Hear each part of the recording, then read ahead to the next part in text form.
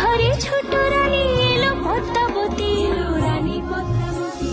রাজার আরো 6টি রানীর ছিল না সন্তান, পদ্মাবতীর কোলালতে মিলল সমাধান। বছর যেতে জন্ম নিল 7 ছেলে 1 মেয়ে, হয় খুশির আকাশ হঠাৎ কালো মেঘে গেল ছেয়ে।